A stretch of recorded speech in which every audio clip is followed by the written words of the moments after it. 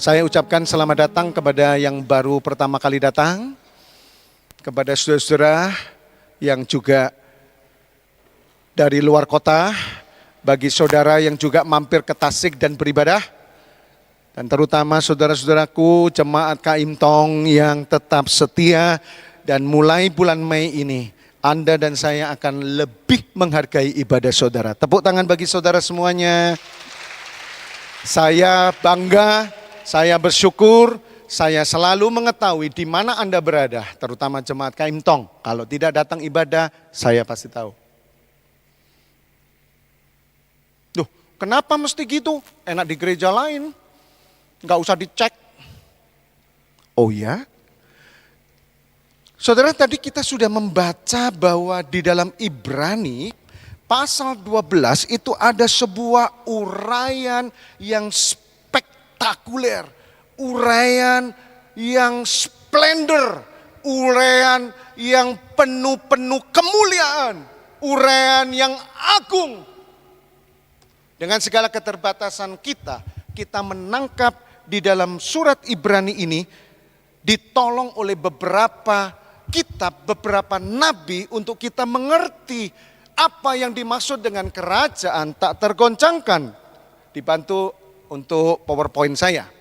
Sehingga kita tidak lagi merasa kita ini sia-sia. Alkitab mengatakan bahwa kita tidak akan menolak lagi hal-hal yang baik daripada ibadah. Kita tidak lagi mengabaikan lagi, main-main lagi, sembarangan lagi, tidak mengucap syukur tanpa hormat, tanpa perkenanan Tuhan untuk ibadah. Seakan-akan kita datang kepada sebuah pesta perjamuan, karena Ibrani sedang mengakseskan kita kepada kerajaan sorga, dan itu yang harus saudara ketahui dan saya. Status kita sebagai orang benar itu disebut sebagai warga kerajaan sorga. Karena itu kita diberikan ayat 28, kerajaan yang tak tergoncangkan. Kerajaan tak tergoncangkan adalah kerajaan di mana ketika goncangan itu datang, maka Anda dan saya itu tetap ada di dalam kerajaannya.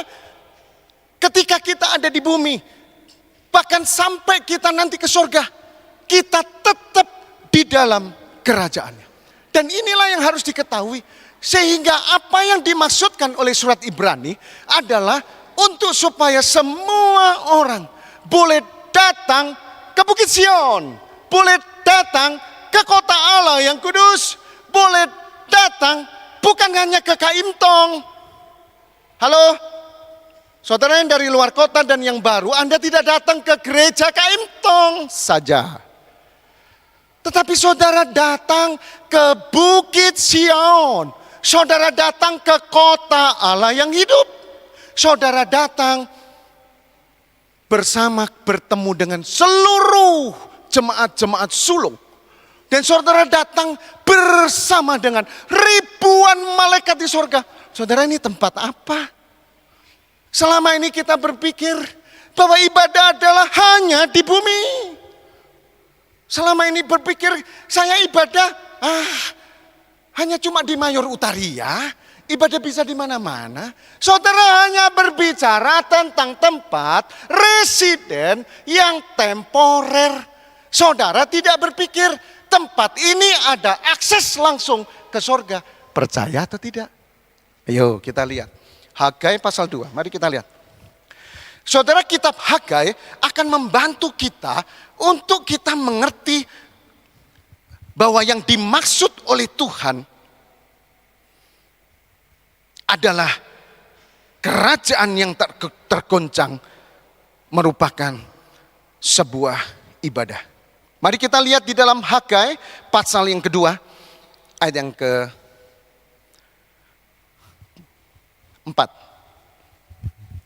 Perhatikan, Nabi Hagai adalah seorang nabi.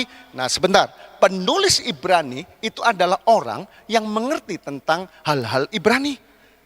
Mereka mengerti tentang kerajaan-kerajaan Allah tempo lama. Mereka yang ada di dalam perjanjian lama. Karena itu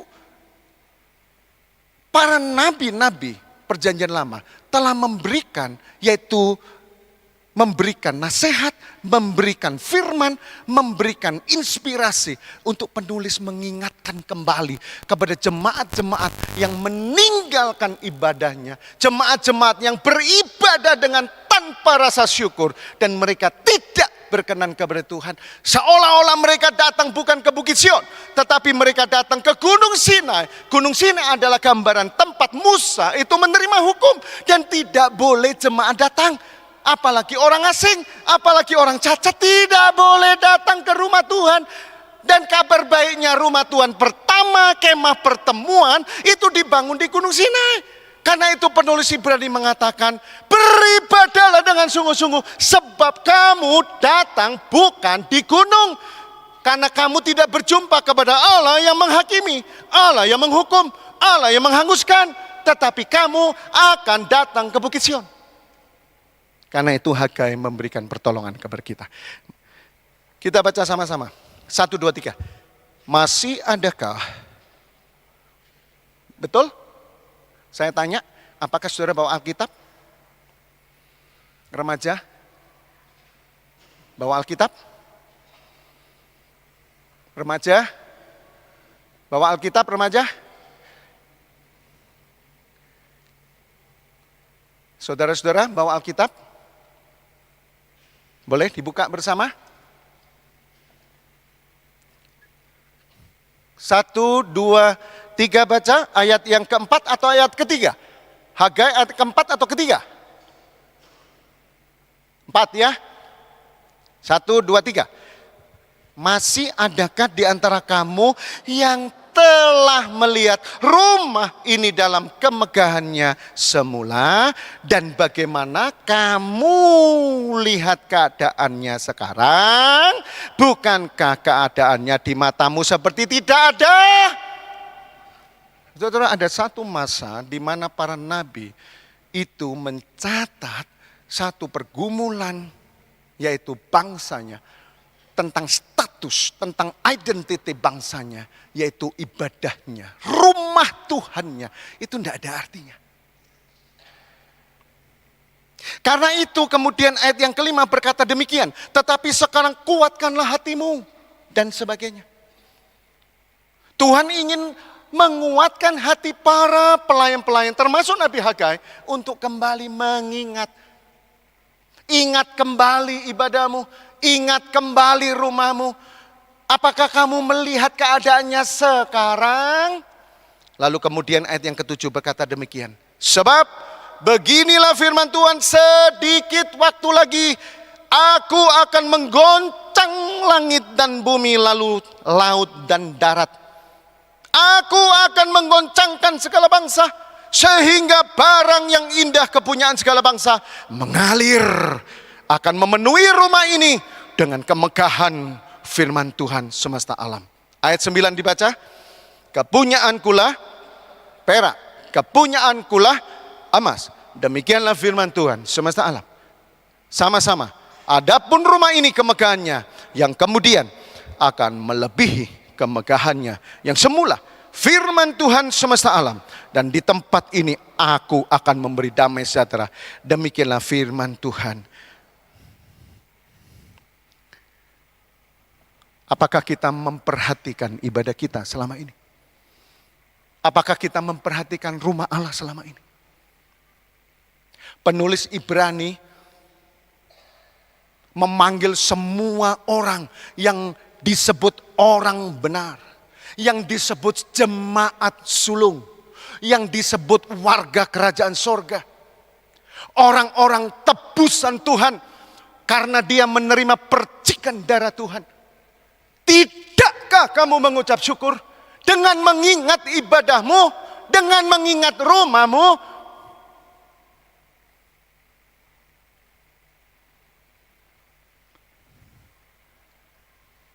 Di dalam Yesaya 56 ayat 7, mari kita lihat apa yang dimaksudkan dengan kerajaan yang tidak tergoncangkan.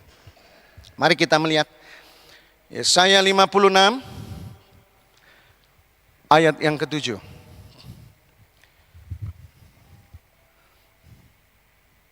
Mari kita baca.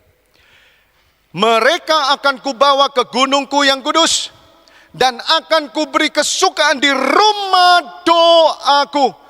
Aku akan berkenan kepada korban bakaran dan korban sembelihan mereka yang dipersembahkan di atas mezbahku. Sama-sama, sebab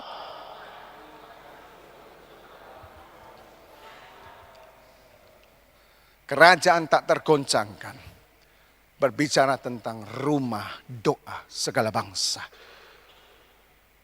Ketika Tuhan Yesus memporak-porandakan semua yang ada di bait suci yang dilaksanakan atau dilakukan oleh para penyamun, Yesus mengatakan, rumahku disebut rumah doa segala bangsa.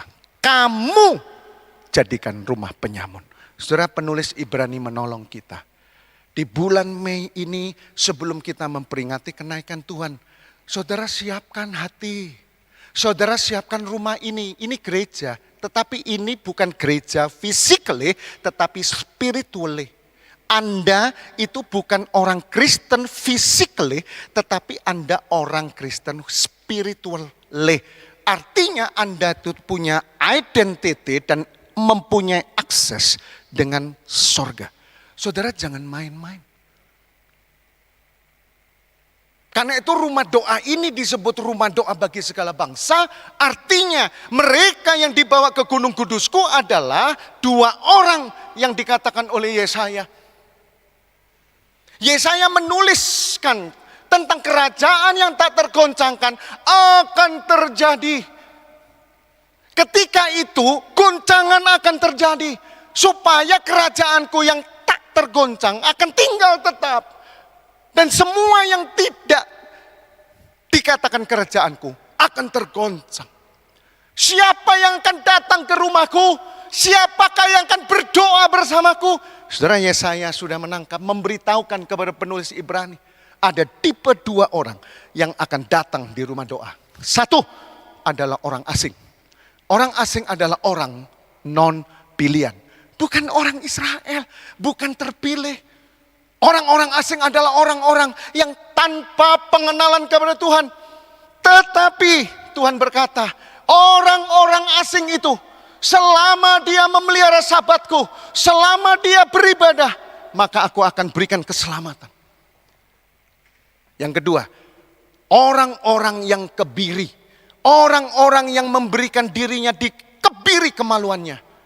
Pada zaman dulu, orang-orang itulah yang tidak boleh untuk masuk ke dalam bait suci. Orang timpang, orang cacat, orang-orang yang sakit, orang-orang yang lepra, kusta, dan sebagainya. Orang-orang yang terkutuk. Tetapi Yesaya mengatakan, akan ada kerajaan yang tak tergoncang di bumi ini. Pada waktu aku menggoncangkan dunia ini. Supaya tetap tertinggal kerajaanku. Siapakah yang dimaksudkan? Adalah rumah doa bagi bangsa-bangsa. Yesaya menulis kitab ini bertujuan untuk keselamatan bagi bangsa-bangsa. Pentakosta tanggal 19 nanti kita akan rayakan. Tetapi kita harus tahu apa berita Pentakosta bukan tentang karunia saja. Bukan tentang manifestasi saja. Bukan tentang euforia. Bukan tentang kegairahan. Boleh gairah saudara, tetapi tidak boleh mati gairahmu. Kalau engkau mati gairahmu, maka kau sudah menerima yang namanya kerajaan yang tergoncang.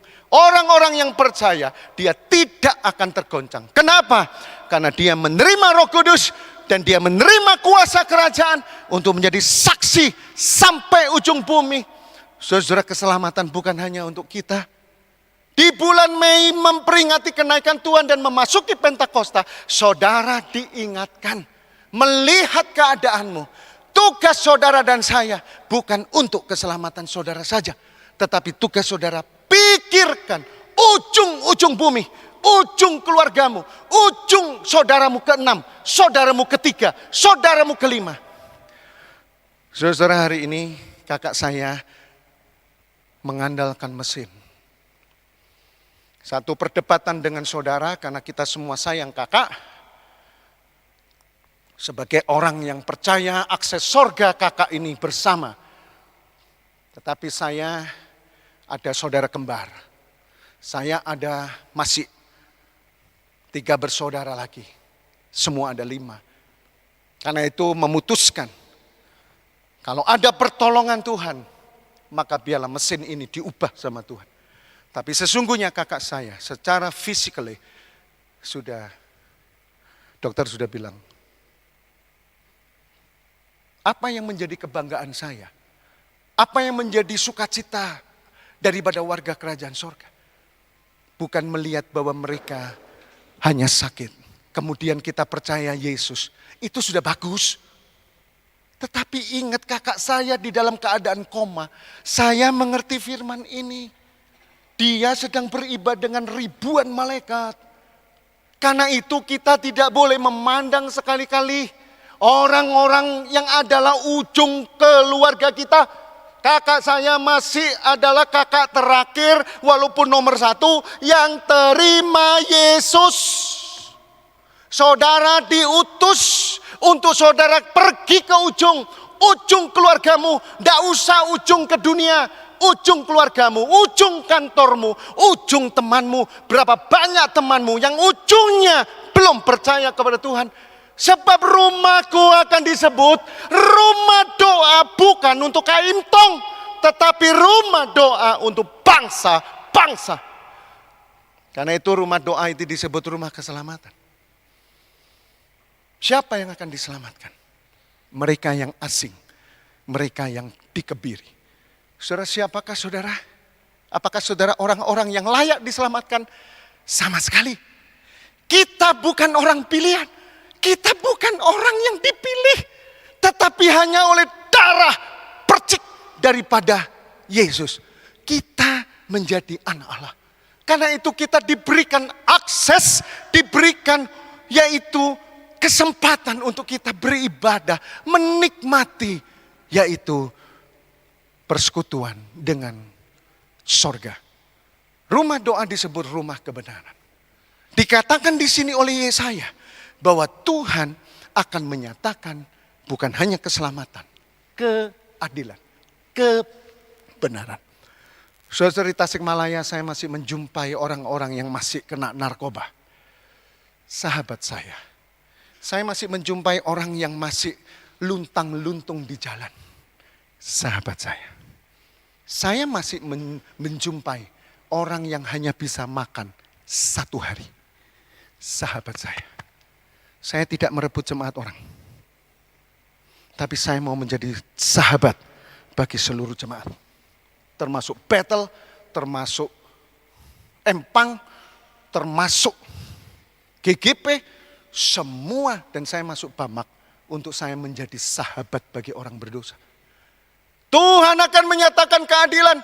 Oleh sebab itu Tuhan akan menyatakan kerajaanku yang bisa untuk menerima mereka.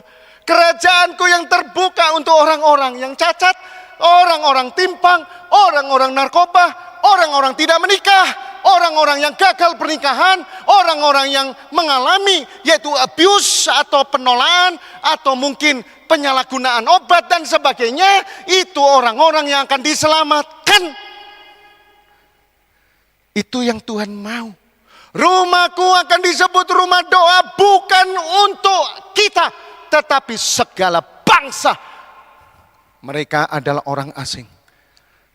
Kita selalu berdoa bangku-bangku kosong akan didatangi oleh orang asing. Siapa orang asing? Gereja kita dipanggil sebagai gereja berlatar belakang Tionghoa. Sayangmu saya nggak bisa Ciang Kuoi. Seandainya saya lebih garang lagi. Saya nggak bisa. Tapi saya berdoa. Saya tahu saya diutus di gereja ini. Bukan untuk mengurangi sana dan sini. Tapi melengkapi.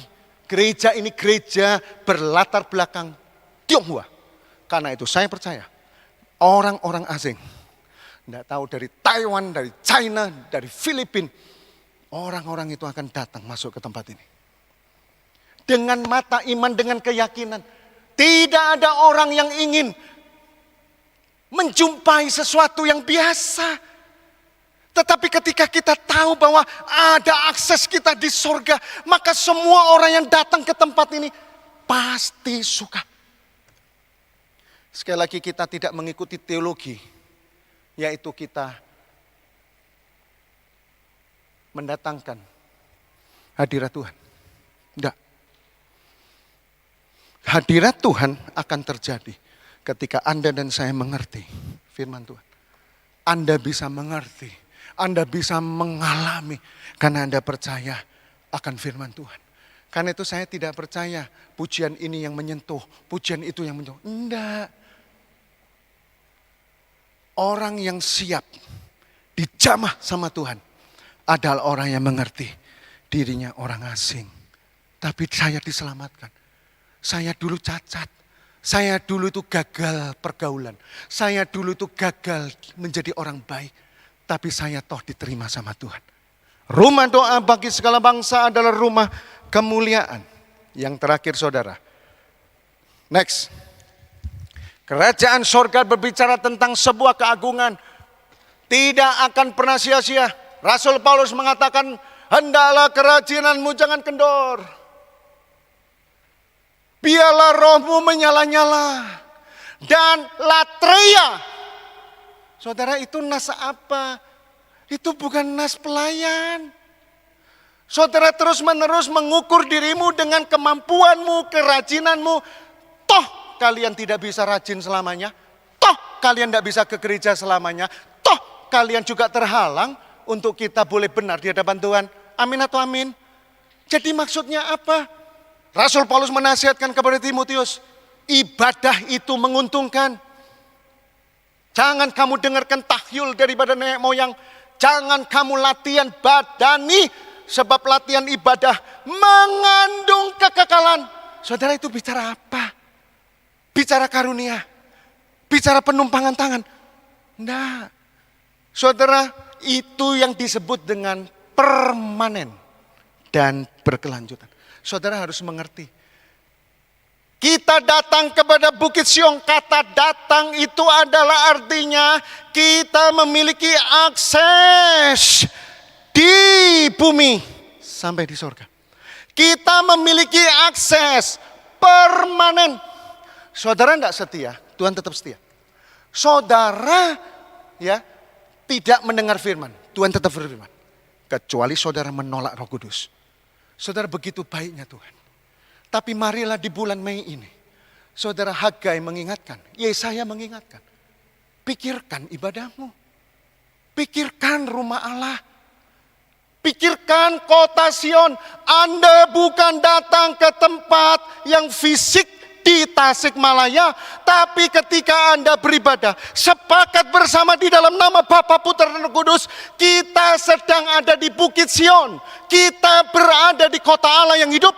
Kita berada bersama dengan jemaat anak-anak sulung. Kita berada bersama dengan ribuan seluruh malaikat. Kita berada bersama dengan Yesus. Kita merasakan percikan darahnya lebih kuat daripada Habel. Apa maksudnya? Habel darahnya berteriak, muncul yaitu orang-orang yang jahat, yang membalas. Tapi darah Yesus kasih karunia. Kita sadar ketika kita ibadah, iya ya aku diampuni sama Tuhan. Siapa sih aku ini? Kalau aku tidak mengalami darah Yesus pengampunan, aku akan hidup dengan permusuhan dan berakibat kepada kebinasaan. Saudara selalu ingat, karena itu kenapa ibadah ini bersifat kelanjutan. Karena ketika saudara dibenarkan sekarang, saudara akan berlanjut ke surga. Itu yang mendatangkan sukacita kita. Keagungan rahasia ibadah itu berbicara tentang identitas. Berbicara keidentikan kita. Bahwa kita bukan sama satu dengan lain. Ya, tetapi kita sama dengan Kristus Yesus Tuhan. Kita sama dengan jemaat-jemaat sulung. Kita sama dengan roh orang-orang benar. Kita sama dengan yaitu Yesus. Siapa kita? Siapa kita bisa disamakan dengan Yesus? Karena itu di dalam 1 Timotius 3:16 Paulus mengungkapkan rahasia ibadah Yesus. Yesus datang dimuliakan oleh beribu-ribu malaikat. Yesus datang itu untuk memberitakan tentang keselamatan kepada orang-orang yang tidak mengenal Dia. Bukankah sama penulis Ibrani mengangkat itu untuk menegur jemaat-jemaat yang tadinya orang yang baru, yang tadinya orang yang benar, kenapa dia menjadi sia-sia di dalam kehidupannya akan ibadah dan rumahnya. Saudara, identik itu adalah serupa, identik itu hampir sama. Tetapi ingat, kesamaan kita bukan untuk kita gaya-gaya. Kesamaan bukan itu adalah kulit luwak. Tetapi kesamaan adalah status anak Allah.